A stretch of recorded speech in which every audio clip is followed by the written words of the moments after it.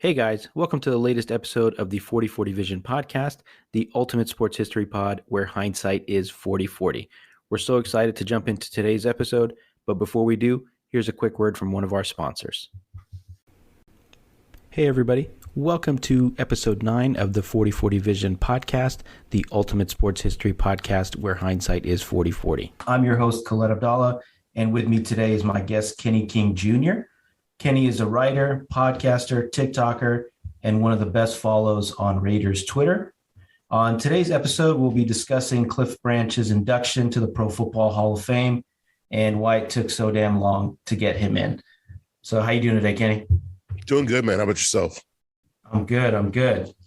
So it was the news that we've been waiting for a long time, probably a couple decades at this point. Yeah.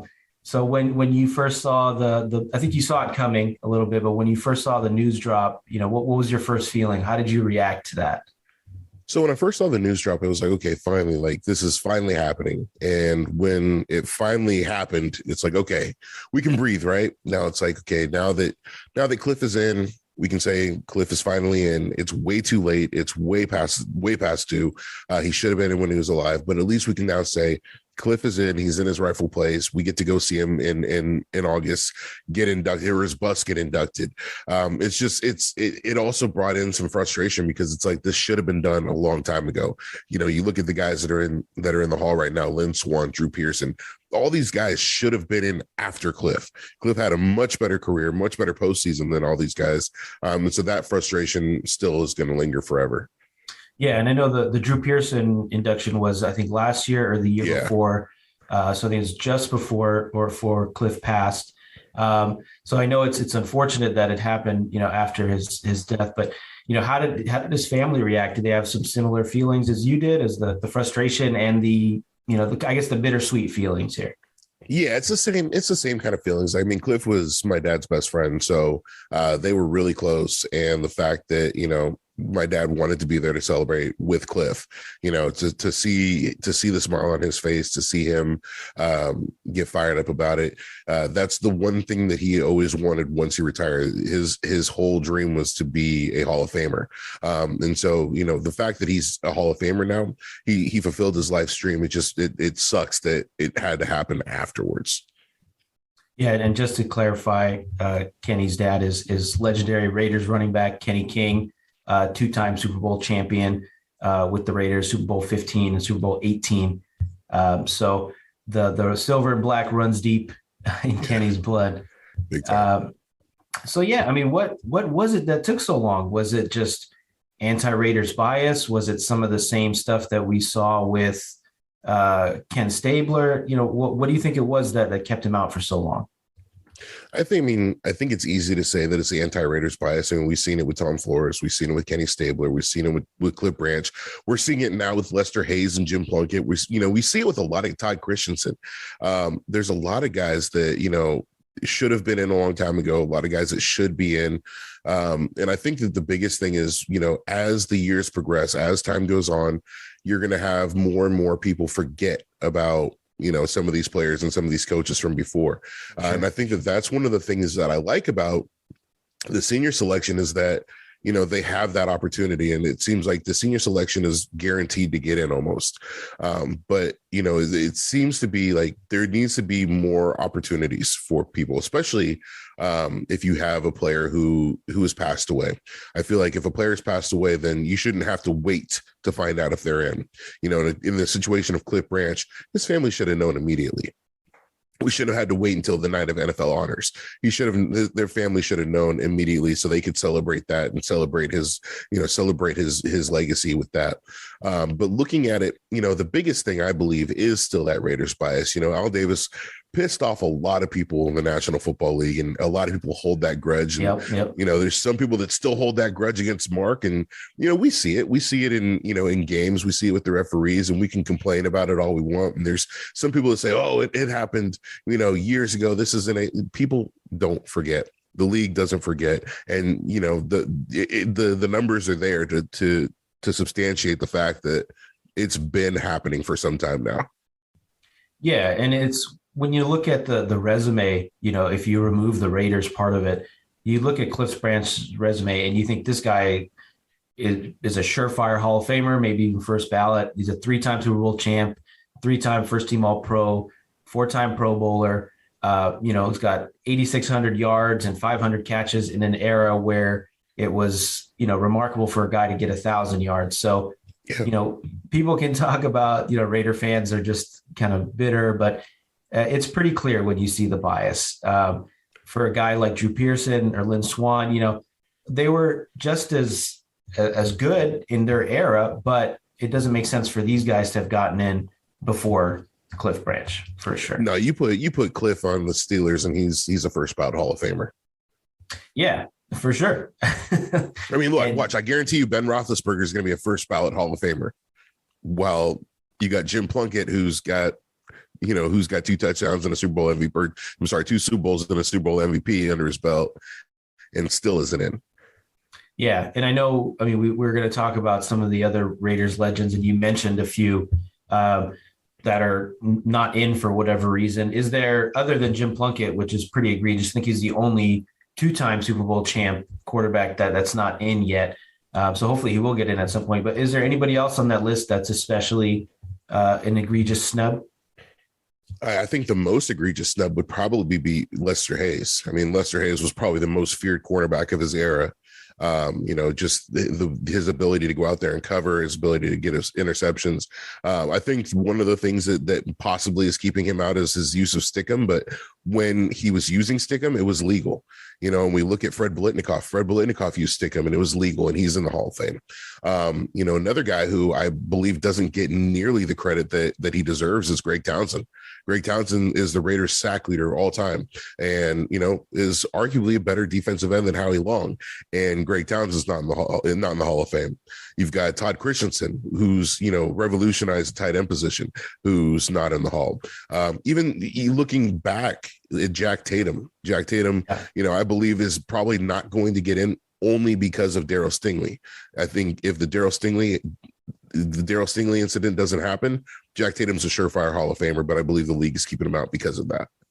So with guys like Tatum and Hayes that kind of played with a violence that we don't see in this era, do you think that's why those guys are out? Because the NFL, I don't want to say they're ashamed, but they're trying to cover up some of the violence from that era? But the thing, I hope they don't. I hope that's not why, because if you look at guys like Lawrence Taylor who are in, then you have to let everybody else in. You have to let the other guys who were part of that era. That's part of that era. And that's one of the things that I look at Hall of Fames all around, right? You look at baseball where, they're not letting McGuire or Bonds in. And, that's an era, that era is very particular to each sport. The steroid era was big for baseball. That revolutionized it, revitalized baseball. You look at the hard hitting days of the 80s and the 70s and the 60s. That was a different era in football. And you have to remember your history in order to think about the future. So to put these guys in, you need to put them in. I think you have to honor the history of the game, and there's no better way to honor the history of the game than to put some of the hardest hitters in the game. Yeah, and these guys, it's not like they were out there cheating. They were doing things within the rules, and it's like you said, you have to honor the eras that these guys played in. And I always contend that Hall of Fames in any sport are supposed to tell the story of the league and the game. And you can't tell the story of the league without some of the guys that you mentioned. I mean, Jim Plunkett won 2 Super Bowls. Greg Townsend won a Super Bowl with the Raiders. He's one of the best defensive ends of the 1980s. So, and then Todd Christensen was ahead of his time. I mean, you look back at this guy's numbers. I mean, he's putting up 2021 numbers in the mid 80s. It's crazy to look back on. You can even look at some of the all-time tight end seasons, and he just sticks out there. This dude in 1983 has 92 catches and 1,200 yards. That's first team All Pro now. Yeah. And it's like we said, it sounds like we're bitter, but it's pretty clear that there's some anti-Raiders bias here. Well, it's easy to be bitter, man. It's easy to be bitter when you see the bias firsthand, For sure. So let's talk about Cliff's place in Raiders history? Like, what's his place in Raiders history and NFL history? Obviously we don't have those Super Bowl titles without him, but Yeah. what's his place in Raiders history? We'll start there. I mean, you can't write the book of the Oakland, Los Angeles Raiders without Cliff Branch.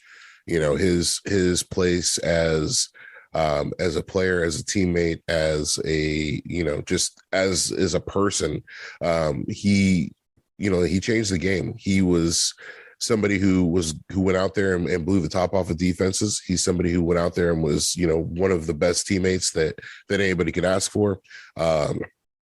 He was somebody who loved and enjoyed being a Raider. In his 14-year career, that was the only team that he played for. It's virtually unheard of, especially in these days, right? But back then, it's virtually unheard of. And he was somebody who just revolutionized the position, and he embodied what it meant to be a Raider. He's one of the greatest Raiders of all time. Statistically, obviously, he doesn't have the yards as a Tim Brown would, but if you look at the accolades, he has the 3 Super Bowls, he's got the Pro Bowls, he's got the All Pros.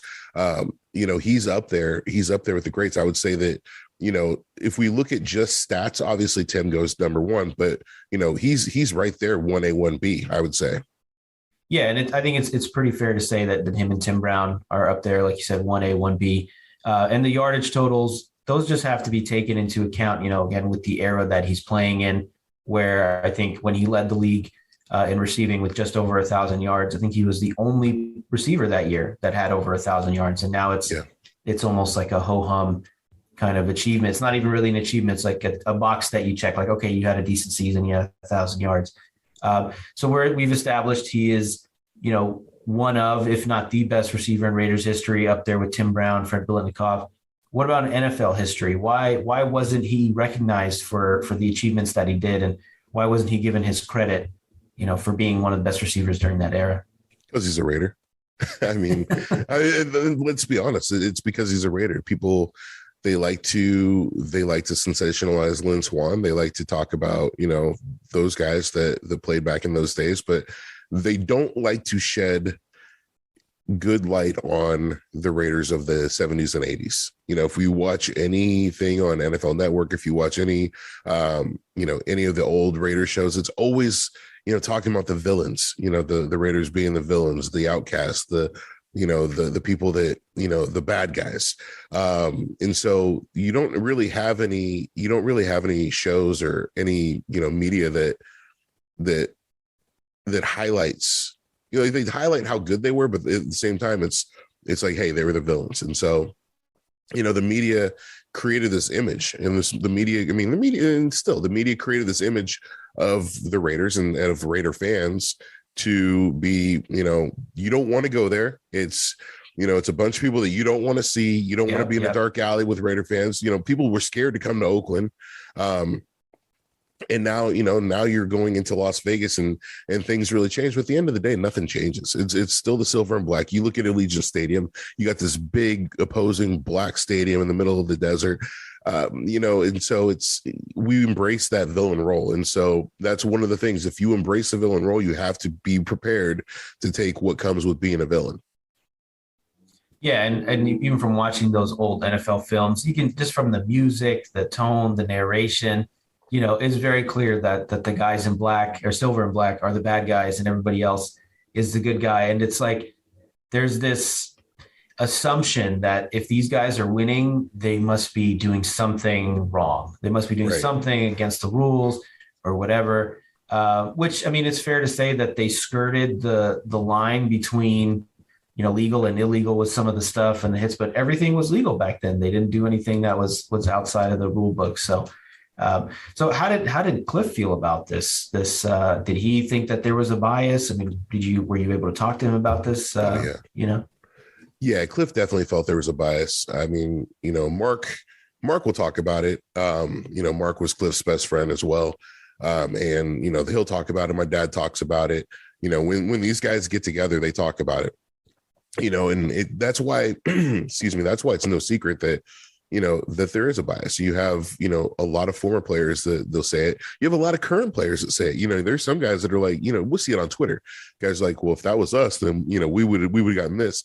But no, yep. Cliff definitely felt that there was a bias. Cliff felt that he wasn't getting into the Hall because of the fact that he was a Raider. He knew that if he were wearing any other jersey, if he was wearing red and gold, or if he was wearing black and yellow, or if he was wearing orange and cream, he would be in the Hall of Fame. So it's, when you have somebody who knows that, I think that builds that frustration, because they know their worth, they know what they should be doing, they know where they should be, and the fact that they're not there, it just increases that frustration.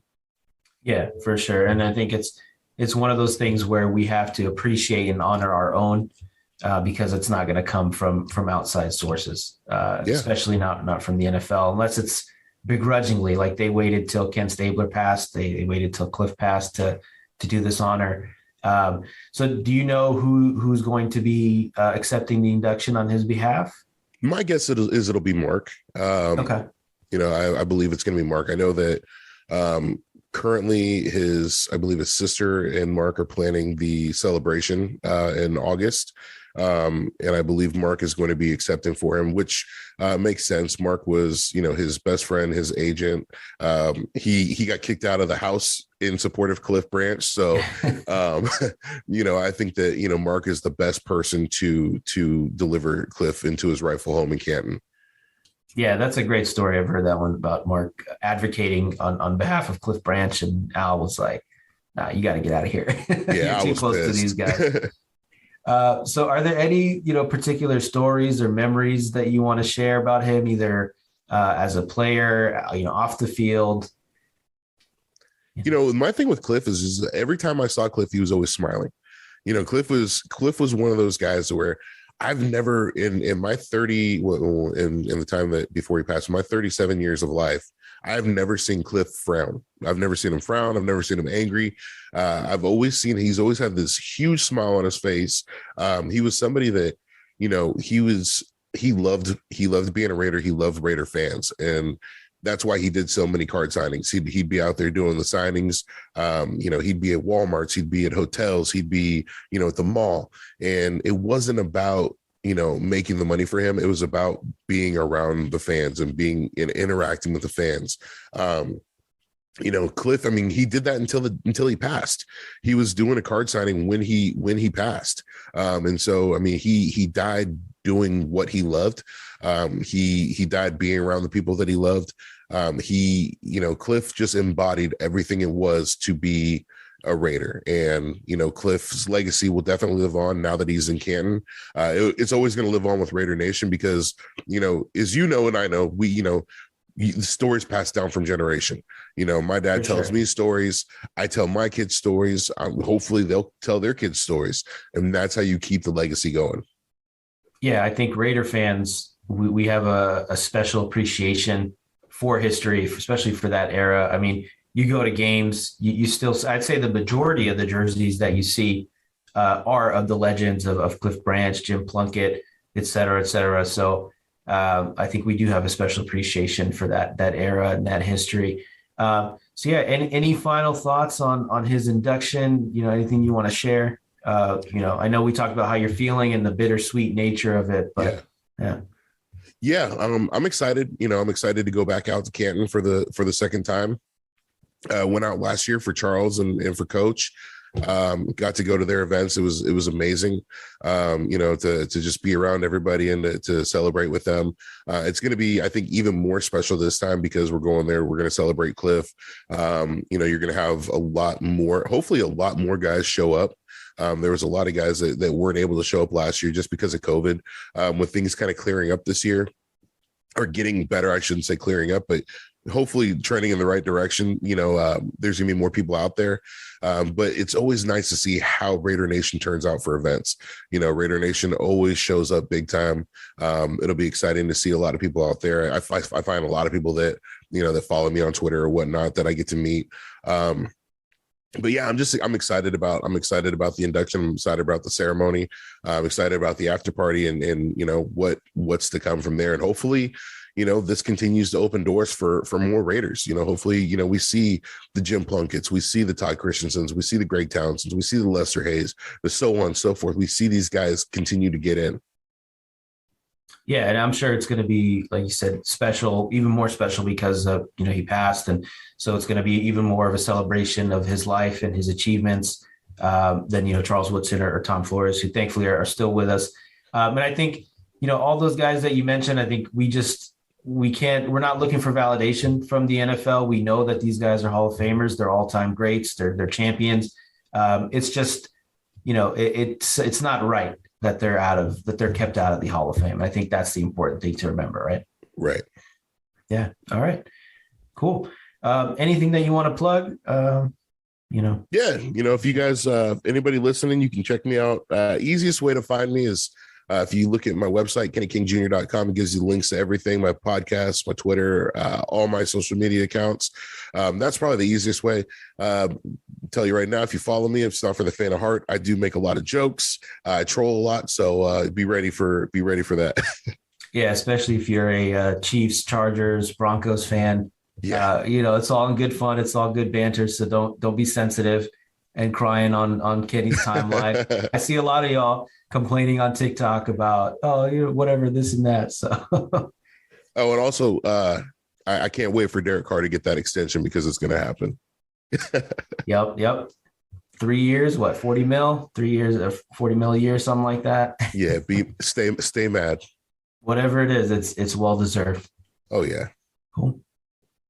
All right, man. That's all the questions I had. I didn't want to take up too much of your time. No, I appreciate you, man. That's it for our podcast today. Thanks again to Kenny King Jr. for taking the time out of his very busy schedule to speak with us about the induction of Cliff Branch into the Pro Football Hall of Fame after so many decades of waiting. You can find Kenny's work primarily on Twitter and TikTok and Instagram at Kenny King Jr. And you can find us, of course, on all the major podcasting platforms and all the major social media platforms at 4040 Vision Pod. Thanks again for rocking with us, y'all. Peace out.